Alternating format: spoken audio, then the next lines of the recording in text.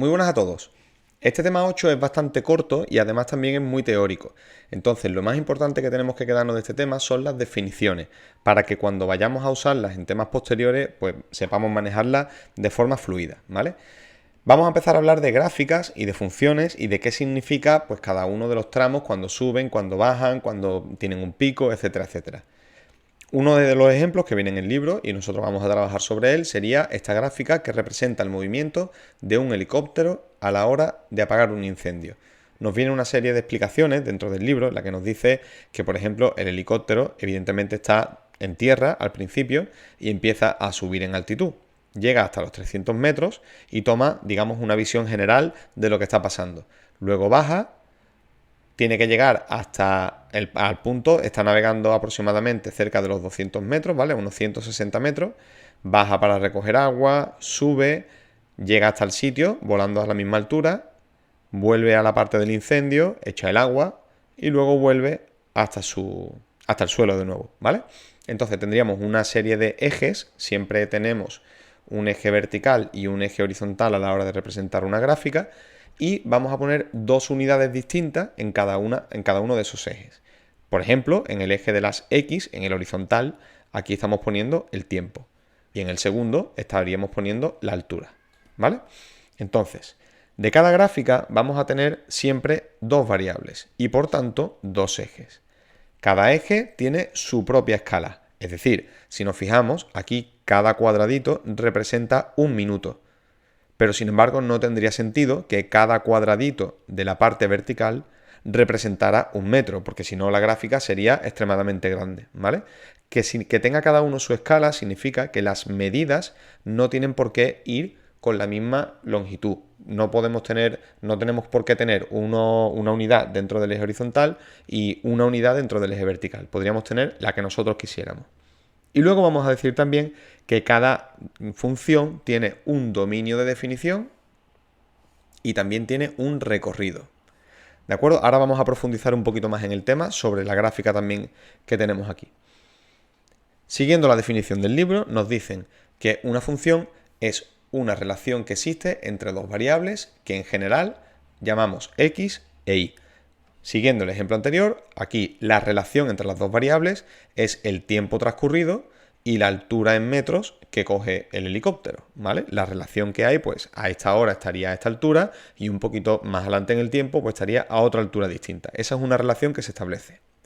Diremos siempre que x es la variable independiente y que por otro lado y, por tanto, va a ser la variable dependiente.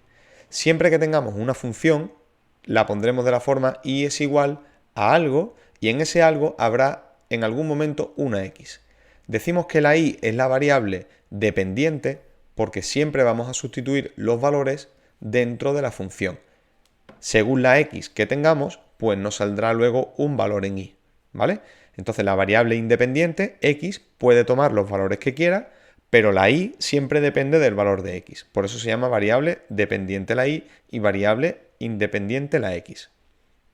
Nos dicen también que la función asocia a cada valor de x un único valor de y. Eso significa, según vimos ya el año pasado, que de manera práctica podríamos estudiar lo siguiente. Para cada valor de x, por ejemplo, para el valor del 15 minutos, este de aquí, solamente podríamos encontrar un valor de y, lo cual efectivamente es cierto.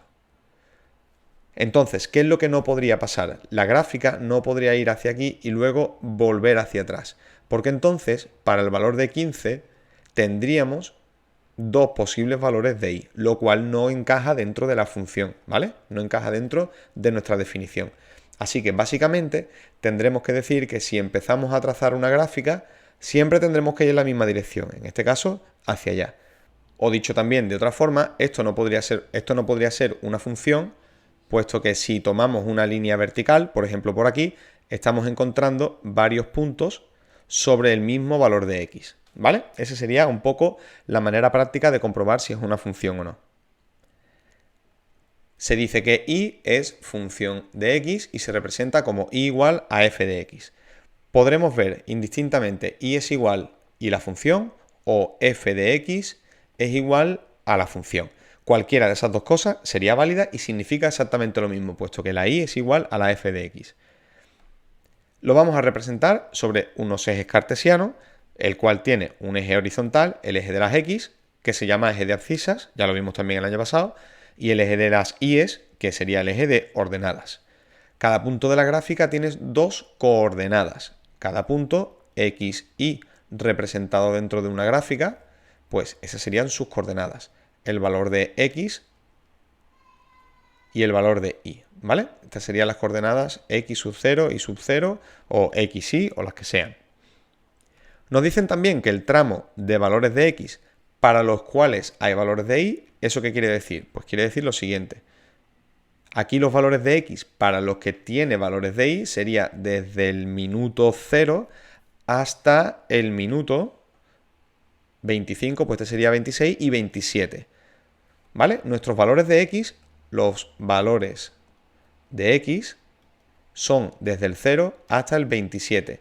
No sabemos qué ha pasado ni antes de que saliera el helicóptero ni después de que aterrizara. Entonces nuestros valores solamente irían desde el 0 al 27. Esos valores de x para los que existe la función se llama dominio de definición. Importantísimo esta definición, ¿vale? El dominio de definición son todos aquellos valores de x para los que la función tiene sentido. A mí me da exactamente igual estudiar la función antes de que saliera el helicóptero o después del minuto 27 que haya aterrizado, puesto que lo importante es saber la altura a la que ha ido durante el recorrido, ¿vale? Y por otra parte, el conjunto de los valores de y que toma la función se llama recorrido. En el ejemplo anterior sería todas las alturas que ha podido llegar a tomar el helicóptero. Si nos fijamos, vamos de nuevo hasta la función, la altura que ha tomado el helicóptero ha ido desde los 0 metros hasta los 300 metros. Pues nuestro recorrido, ¿de acuerdo? Iría desde el 0 hasta el 300. Esto ya lo representaremos mejor en vídeos posteriores, ¿vale? Ese sería nuestro recorrido. Tenemos que tener en cuenta que todos los valores tienen que tener esa y correspondiente al recorrido. Es decir, si tomáramos, por ejemplo, una línea desde aquí, deberíamos encontrar un valor de x para el cual la y tiene ese valor, ¿de acuerdo? Llegaría desde 0 hasta 300.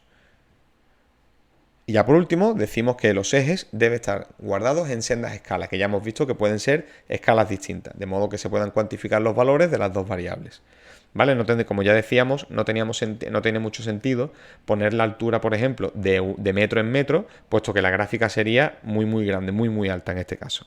¿Vale? Ya con esto terminaríamos este vídeo, continuamos en el siguiente.